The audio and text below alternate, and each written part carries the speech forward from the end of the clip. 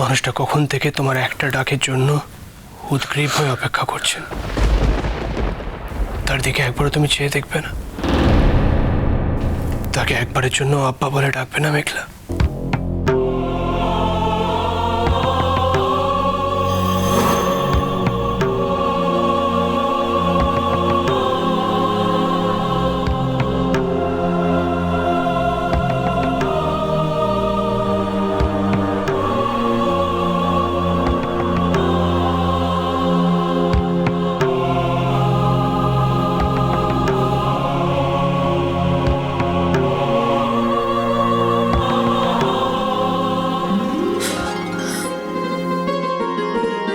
মেঘলা বেটি, একবার আমাকে আব্বা বলে ডাকবি না তুই?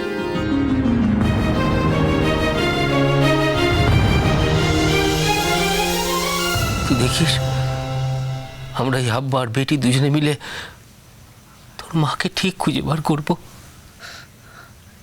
ডাকবি না বেটি?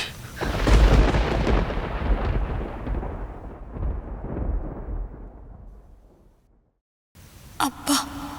বেটি,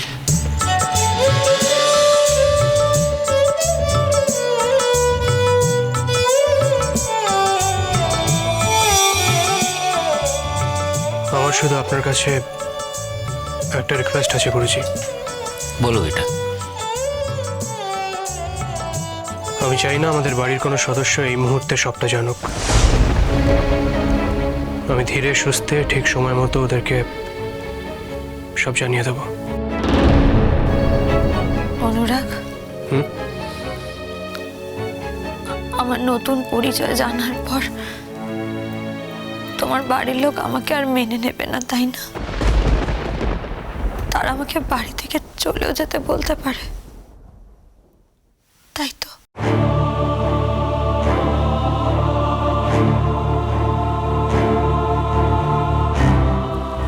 না না, আমার জন্য আমার বেটির কোনো ক্ষতি হবে সেটা আমি কখনো হতে দেব না। তার জন্য যদি সারা জীবন আমাকে ওর গুরুজি হয়ে থাকতে হয়, আমি তাই থাকবো। না গুরুজি, যেটা সত্যি সেটা চিরকালের জন্য সত্যি হয়ে থাকবে। সেটা মেনে নিতে লোককে শিখতে হবে। আর যদি কেউ সেটা না মেনে নিতে পারে তাহলে প্রবলেমটা তার, আমাদের নয়।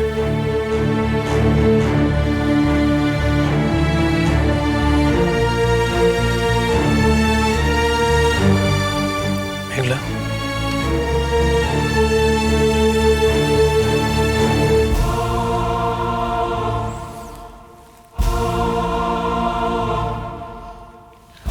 তুমি তো আমাকে চেনো মেঘলা।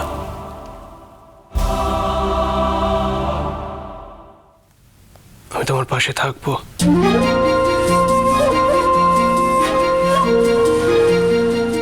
এ বাড়ির লোকজন তোমার নতুন পরিচয় মেনে নিতে পারবে কিনা তা নিয়ে তোমার ভয় পাওয়ার দরকার নেই মেঘলা।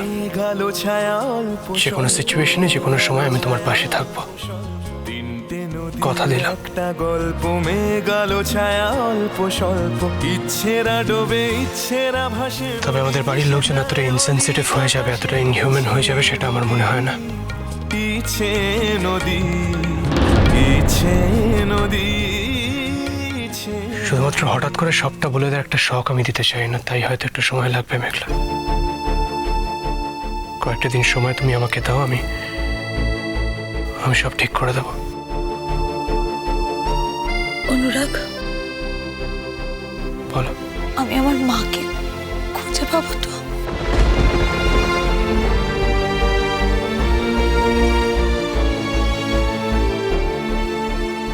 পাবে। তুমি যখন এত বছর বাদে তোমার আব্বাকে খুঁজে পেয়েছো, তখন তুমি তোমার মাকেও খুঁজে পাবে মেঘলা। আমি আছি তো, চিন্তা করো না। এখন আমার জীবনের একটাই লক্ষ্য মেঘলা বেটি, তোর মাকে খুঁজে বার করা। একদিন আমার খোঁজে যে তার নিজের বাড়ি ছেড়ে চলে এসেছিল, আজকে তাকে খুঁজতে পৃথিবীর কোনো প্রান্ত আমি বাকি রাখবো না। আর আমার আশা আল্লাহ আমার উপর মেহরবানি করবেনই করবেন।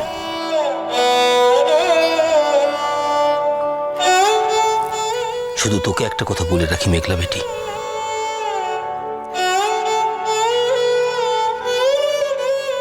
আমি তো জন্মদাতা বাবা হলেও তোর আসল আব্বা হচ্ছে সেনবাবু। আমি জানি বাবা হওয়ার প্রতিযোগিতায় আমি কোনো দিন তাকে হারাতে পারবো না, আর আমি সেই লড়াইয়ে নামতেও চাই না। শুধু তোর কাছে আমার একটাই অনুরোধ বেটি, যে তোর ভাবিকে সবকিছু দেওয়ার পর যদি আমার জন্য কিছু পড়ে থাকে তুই আমায় দিস বেটি, আমি তাতেই খুশি হব। আব্বা,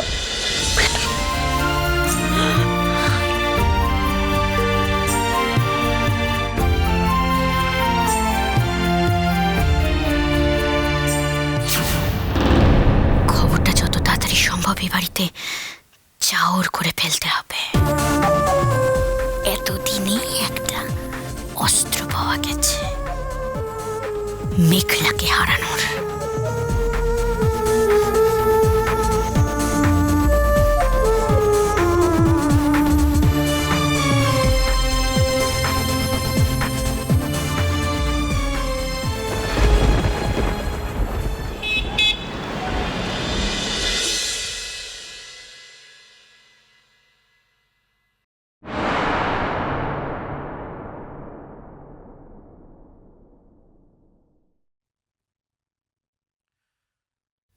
অবিন মামু, আরে তাতান বাবু যে, ও মেঘলা মাও এসেছো? এসো এসো এসো এসো এসো এসো, এদিকে এসো এদিকে এসো, বসো। আজ আমি কার মুখ দেখে উঠেছিলাম, হ্যাঁ দুজনে একেবারে একসাথে আমাদের বাড়িতে এসেছো যে, হ্যাঁ দাঁড়াও দাঁড়াও, আমি আগে কাকিমাকে খবর দিই। না অবিন মামু,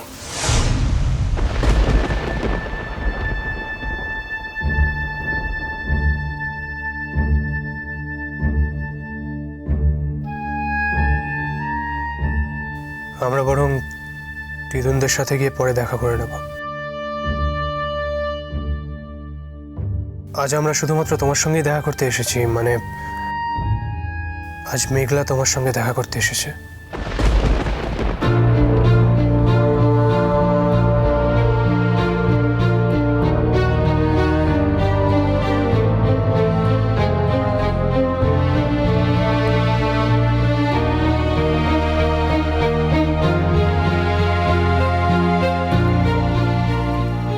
এনি প্রবলেম?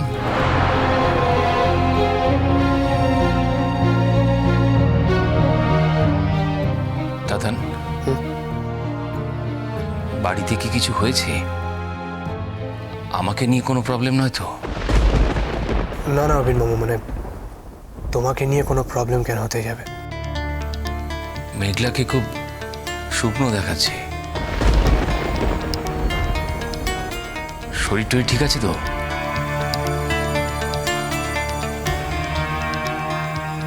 অবিন মামু, আজ সকালে গুরুজি এসেছিলেন আমাদের বাড়িতে।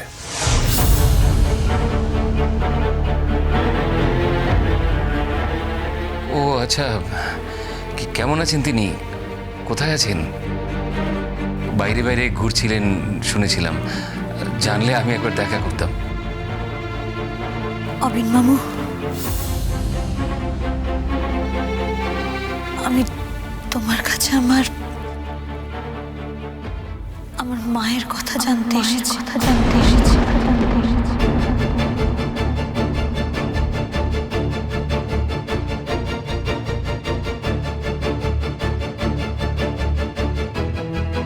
মেঘলা এখন সব জানে অবিন মামু।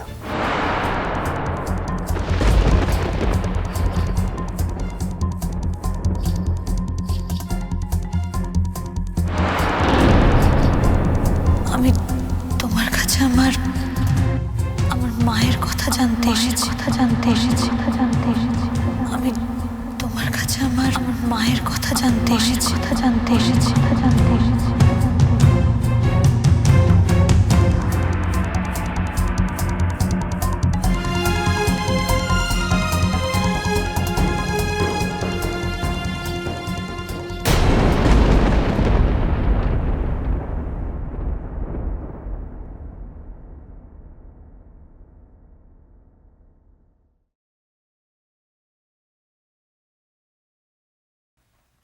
অবিন বাবু, আমার মায়ের কোনো ছবি আছে তোমার কাছে? মেঘলা, কুর্চির কোনো ছবি এই মুহূর্তে আমার কাছে নেই, তবে খুঁজলে নিশ্চয়ই পাবো। তাছাড়া দেশের বাড়িতে নিশ্চয়ই অনেক ছবি পাওয়া যাবে। অবিন বাবু,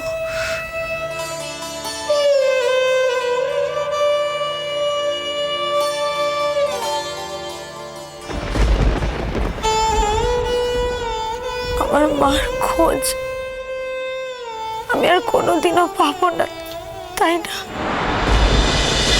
পিছে